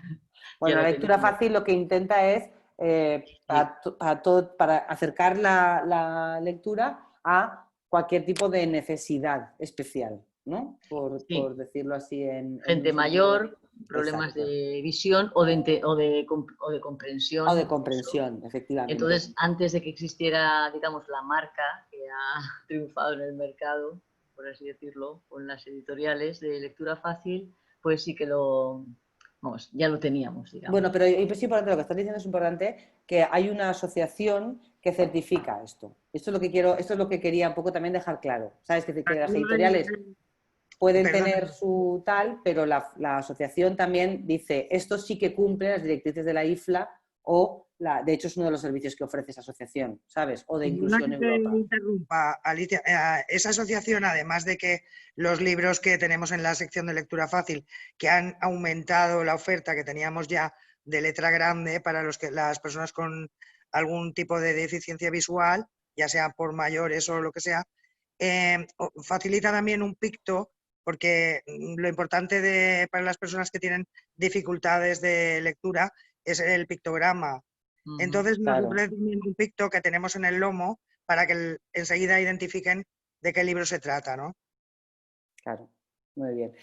Lo que os quería poner, y por eso os he puesto eso también, es que si buscáis en la parte de fomento lector, hay una parte de la asociación donde habla de lo que es las entidades que están haciendo fomento lector en lectura fácil. Y está en el mapa. Ese mapa, si os lo enseño, a ver, os lo voy a enseñar, a ver si puedo...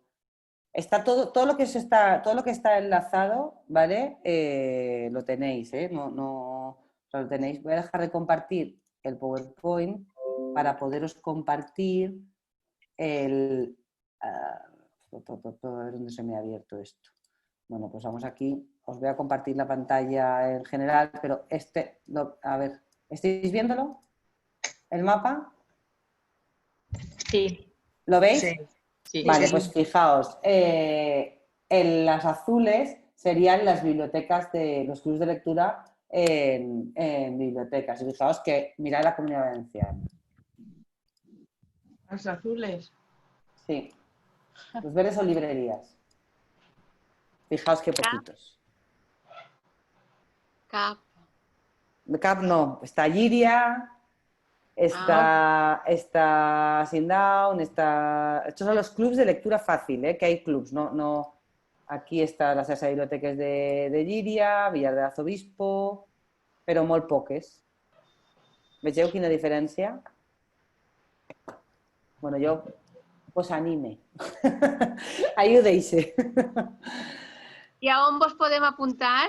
Aquí, en el mapa està tot enllaçat, està en la Associació de Lectura Fàcil. Val, és que nosaltres en el TAPIS fem això. Bueno, doncs això. Tot això és el que es podria fer, no? Que es podria afegir, no? Vosaltres, i que aparegueu. Per això vos dic que vos anime a fer-lo. Vale. Després, vull també parlar un poc perquè ja no me queda molt de temps i volia també parlar de col·leccions, vaig a tornar a compartir de tota la part de col·lecció digital. I jo aquí vos compartís algunes coses, no? La primera reflexió és la col·lecció digital no té per què ser només la plataforma de Biblio. És una primera reflexió així ampla, no? No sé si conegueu l'Associació de Lectura Digital, l'Associació d'Empresaris per la lectura digital, que estan treballant molt en tot el tema de col·leccions digitals, són empreses, en realitat és una associació d'empreses de lectura digital, però ahí no només n'hi ha editorials. N'hi ha, per exemple, projectes com 24 símbols, com Bubok, projectes que parlen d'altres tipus de col·leccions i fan tallers i webinars molt interessants al voltant de la lectura en digital. I per això, perquè no cal que siga només e-biblio, insistix en aquesta idea. Altra part, per exemple, ningú de nosaltres, ningú se'ns ha ocorregut, per exemple, tenir, o se'ns ha ocorregut, plataformes com eFilm, que és de pel·lícules, no? Perquè quan parlem de col·lecció digital parlem de llibres digitals i també n'hi ha altres recursos com poden ser vídeos, àudios i vídeos i sèries, com estaria, per exemple, eFilm, clar, és que aquests projectes d'e-film, no sé si conegueu e-film, però estan en quasi totes les xarxes a nivell autonòmic, no? Però sé que la Biblioteca de València, si no m'enganye, la de les municipals de València, amb Maite Ibáñez, la regidora, sí que vam estar parlant d'aquest projecte que no el coneixia i no sé si després ja Teresa Juan es va quedar en ella o no per a parlar de projectes com a film. Però imagineu-vos també la quantitat de bretxa o de continguts de forma legal, i torne a dir-ho, com aquest paper del marco legal favorable que dèiem d'accés significatiu per a contingut audiovisual, que això és molt interessant. Però després també n'hi ha coses molt fàcils i aquí he triat 3 projectes a nivell nacional que expliquen o que treballen i vos vaig a compartir la pantalla, però no aquesta, la navegació perquè el vegeu. A veure... Chrome... On tinc el Chrome? Aquí. Vale. Mireu, si me'n vaig aquí... No, després parlaré després. A veure si ara, com tinc el zoom aquí...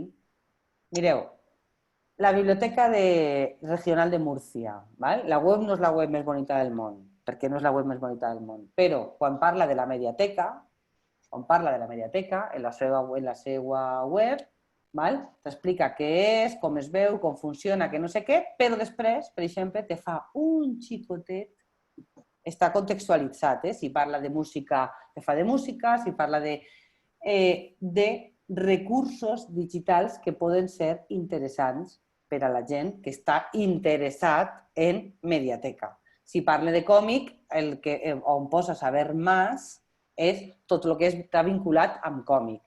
Fixeu-vos quin projecte més tonto, només en la web, estic fent de portal d'accés a fonts d'informació de referència en temes.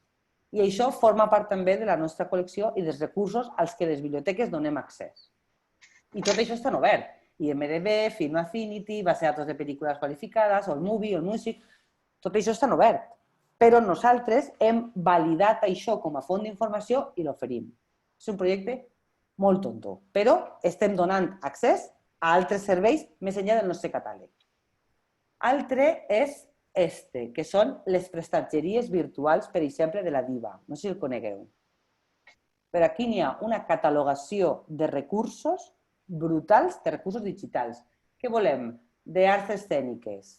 Doncs en arts escèniques, ara si em fa tal, doncs t'ofereixen diferents prestatgeries, les biblioteques recomienden, tot i de fonts d'informació a banda. No sé si el conegueu, això, però tots són recursos digitals. I parlem d'arts escèniques i tenim notícies, tenim prestatges, es diuen prestatges virtuals. I són tots recursos digitals. Digues. No, res, un incís, que estava pensant, jo dic que ara, en el confinament, durant el confinament, les biblioteques es van dedicar molt a compartir molts recursos, com això, donant accés a molts recursos, i s'ha acabat el confinament i nosaltres les primeres i tot en general hem deixat de fer-ho. Aquesta és la següent diapositiva, Sílvia. Estava reflexionant ara, estava fent reflexió ara. Totalment d'acord, Sílvia, perquè ara el que estava dient és com fer difusió d'altres continguts. I la següent és la pròpia producció. Ara vos diré. Sí, però també compartíem molts recursos d'altres, recursos digitals, perquè no podien donar accés a la nostra col·lecció. Sí, jo te dic, mira, no me tires de la llengua,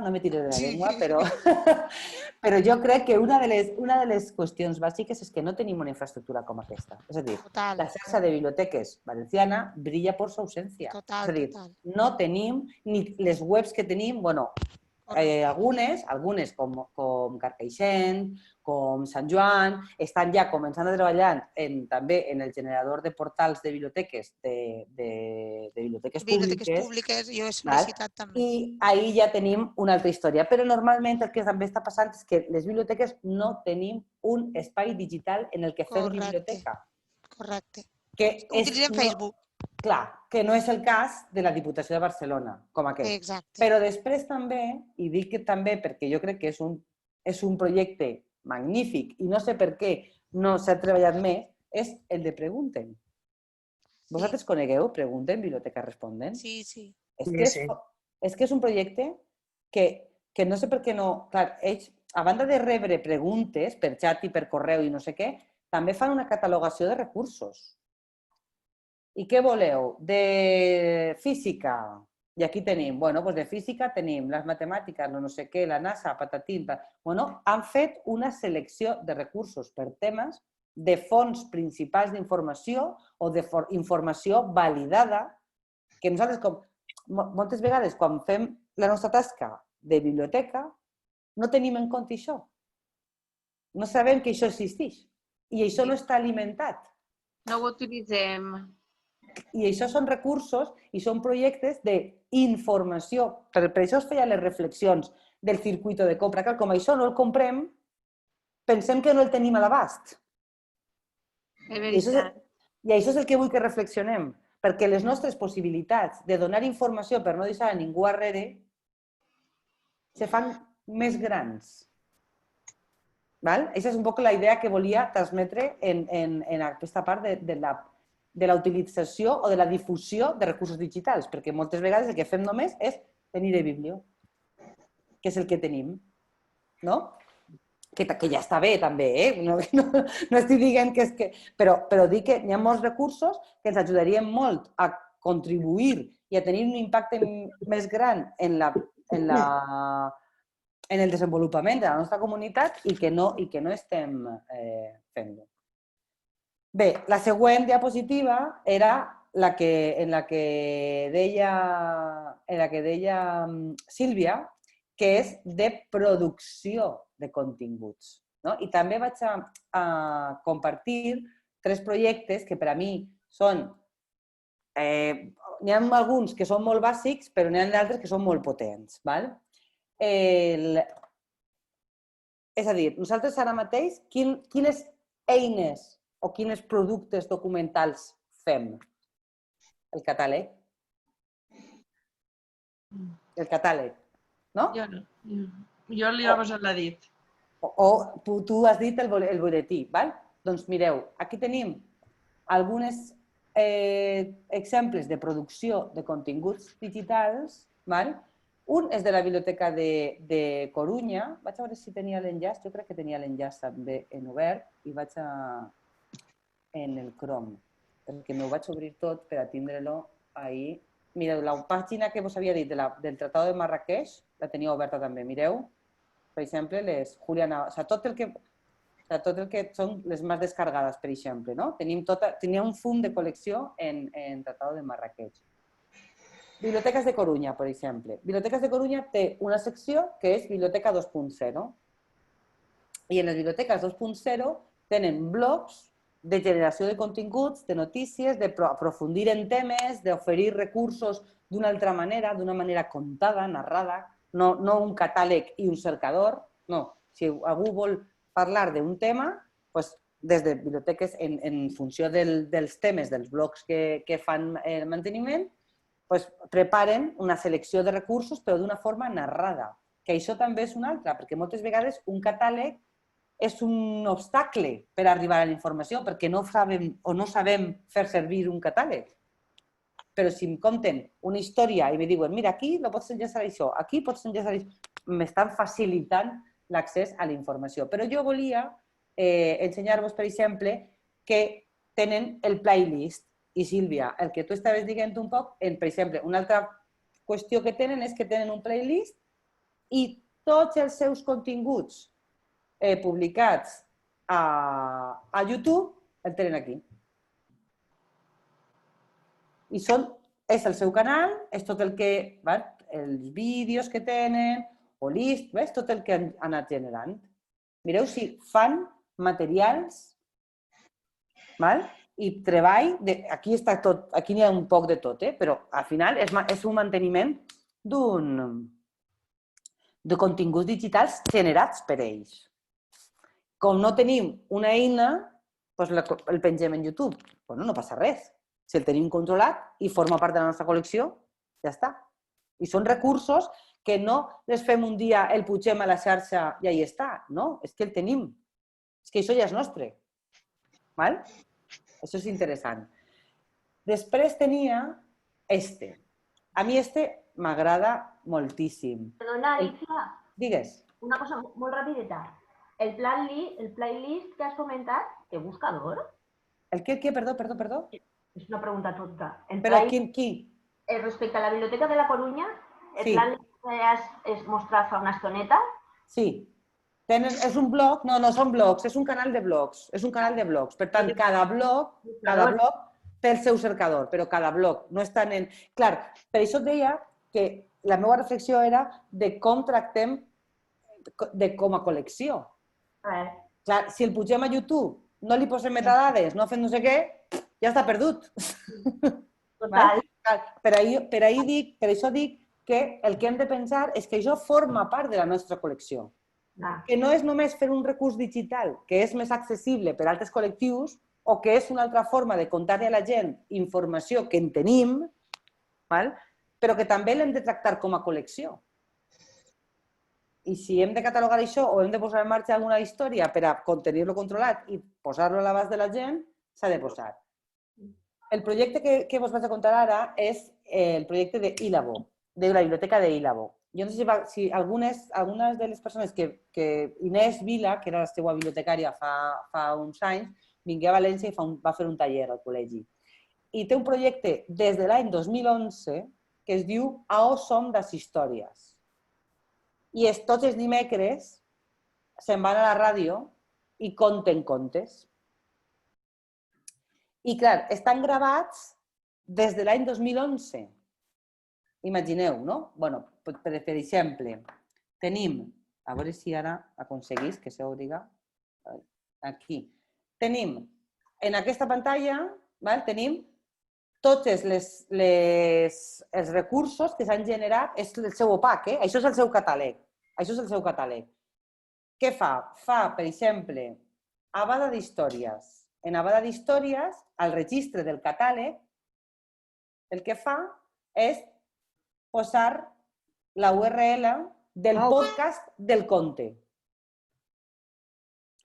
Des de l'any 2011 estan llegint contes a la ràdio. Estan gravant-los, fan el registrament i què fan després? L'enllaç del llibre en el catàleg el pengen al recurs digital. Des de l'any... Ara, al confinament, la biblioteca d'Ilabo tenia una quantitat d'històries llegides impressionants. Ja existia des de l'any 2011. 9 anys d'històries de tots els dimecres, llegir. N'hi ha d'altres que són més programes. Per exemple, aquí, crec que era aquest. No me'n recordo ara quin era, però n'hi ha alguns que estaven... Aquí tenim un altre. Són tots els podcasts. Això és producció de continguts i fer accessibles els continguts. Potser la gent no vindrà a la biblioteca, però si ensenyem a la gent que poden escoltar-lo al catàleg, és només penjar, és catalogar el llibre i posar-li una URL. I després, per a mi, uns dels projectes més xulíssim, que no sé ara per què no el tinc enllaçat, però vaig a obrir-lo, és el de la biblioteca de Muskiz, que diu, a més el llibre, o sea, el projecte o el títol és Suponemos que te interesa Muskiz, ¿no? Muskiz. Ay, que no me deja este ratón hoy.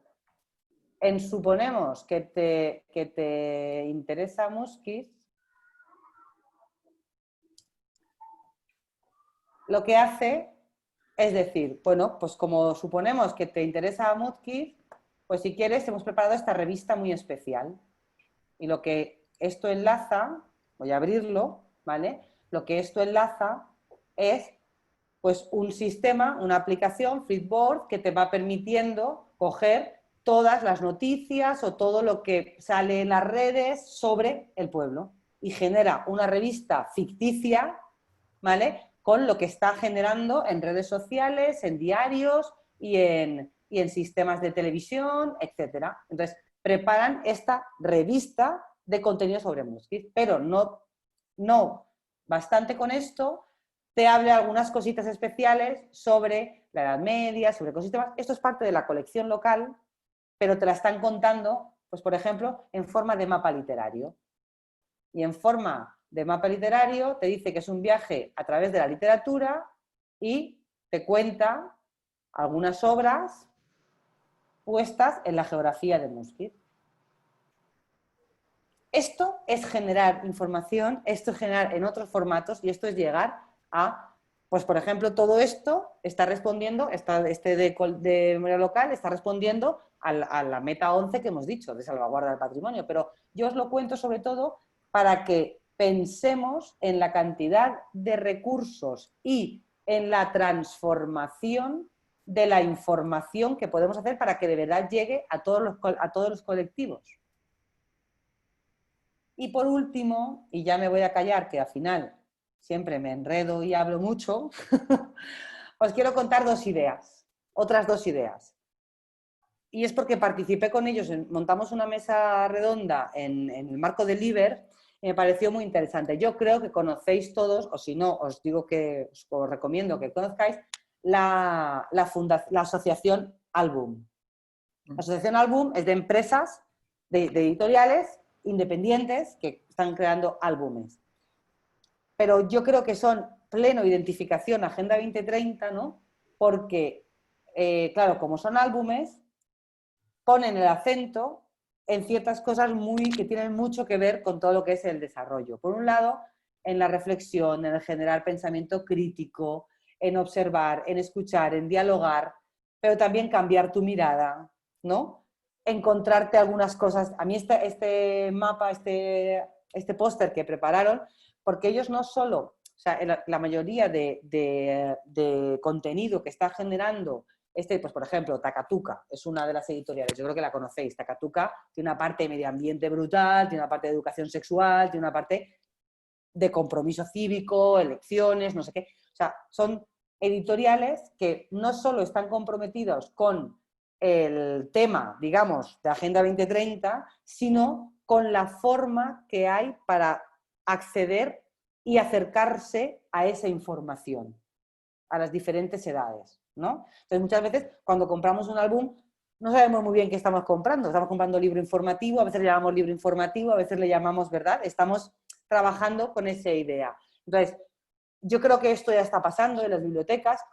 Cada vez este tipo de libros con este tipo de información y en este tipo de formatos, porque es otros formatos para la información, a veces no tienen ni palabras, a veces son libros mudos, pero están diciendo mucho, ¿no?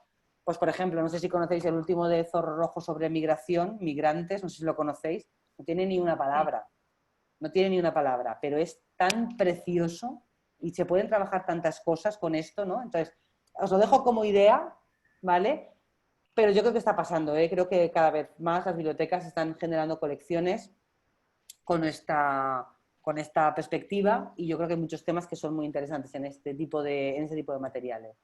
Y por otro, no sé si conocéis toda la parte de la ecoedición o os habéis metido en el mundo de la ecoedición. Es decir, cuando hablamos, os he ido hablando un poco de ideas, hablaba de los contenidos digitales, de la generación de contenidos, de considerar la colección en sentido más amplio. Bueno, pues si volvemos al formato tradicional, no sé si tenéis en cuenta algunos criterios a la hora de comprar del impacto ambiental. Yo conozco una de las editoriales que más trabaja esto, es Pollen Editions, ¿vale?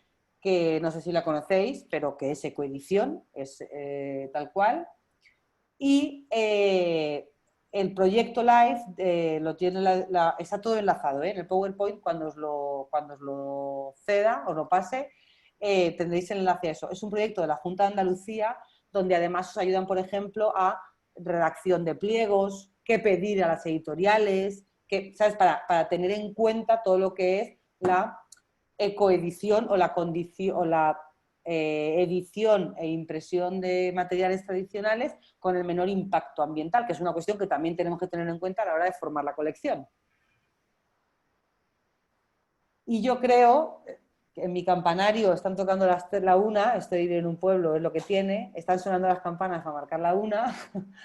hemos llegado a todo lo que os quería contar, pues eso, la parte más estratégica y un ejemplo claro en colecciones, y el siguiente miércoles hablaremos de lo que es alfabetización y acceso a la información y todo lo que es el impacto ambiental de bibliotecas, y volveremos a la coedición. No sé si alguien quiere decir algo de esto último que hemos dicho. Todos los recursos están enlazados, ¿eh? O sea, os pasaré el PowerPoint y tendréis todos los enlaces ahí para que lo tengáis. A ver, alguien... el libro es Migrantes, sí. Pero, ¿migrantes o sobra gente en este puto barco? No, Migrantes, te lo paso. Sí. Vale, no, lo digo porque lo tenemos nosotros, pero también es del 17. No, este es de, si no me equivoco... Y es que la impresión materia... Mira, te paso el vídeo. Materia... el enlace. No, mira, os paso el enlace para que lo veáis. Vale. Porque la verdad es que es brutal, ¿eh? Es súper bonito. Esto es un enlace a un vídeo que hay en YouTube que enseña, ¿no? Pero es que la ilustración es preciosa. Es un libro mudo, ¿eh? No tiene ni una letra. Parables, no. No tiene ni una letra. Pero es una pasada. ¿De qué año es? No sé si... ¿Tenéis el enlace ya? ¿Lo habéis visto? No. ¿Es el de Isa Watanabe? Sí. Es genial ese.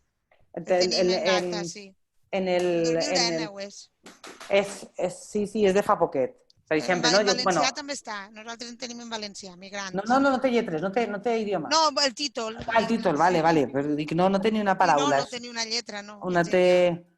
És una... Però vos posava això perquè a la taula rodona que vam fer vam parlar això d'altres ofertes de lectura digital, no? Perquè no és només el que passa per eBiblio o per les grans editorials, no? N'hi ha altres ofertes, per això es posava l'enllaç de l'Associació de Lectura Digital, ACELID, perquè també vegeu ahir quines coses n'hi ha, però després també vam parlar en aquesta taula rodona amb la gent de Lectura Fàcil i amb la gent de l'àlbum, per això, perquè només per format, és que també per contingut i per la part de l'alfabetització, no? De com arribar a molta gent que això no saps llegir, però pots mirar aquestes imatges, no? I aquesta part és també molt interessant, no? L'Altarriba no, Lluïsa, és de Zorro Rojo. Zorro Rojo. És molt xulo. Però n'hi ha fum, n'hi ha de Takatuka, per exemple, tota la part de... N'hi ha el mar de plàsticos de Takatuka, per exemple, té unes imatges i és impressionant, no?, de mirar... Txelo, Laura diu, Txelo, podries posar l'enllaç? Ah, sí, Txelo, si pots posar l'enllaç del llibre que he ensenyat jo, el de Cuentos de Hadas para un mundo más justo. Estic justament buscant-ho. Vale. Jo tinc el paper, va ser la privilegiada que vaig anar i la Txelo me'l va guardar, no? Sí. Vos en ficaré uns més que també tracten altres temes, com el tema de residus i el tema de la pluja, què passa després de la pluja o què passa... temes mediambientals sobretot, però crec que també són interessants i com estan en ISO és molt fàcil també quan fas alguna activitat en els xiquets anar passant la... Bueno, yo voy a preguntarte. Pero espero que ahora no otra vez. Vale, ¿vas a detener la grabación ya?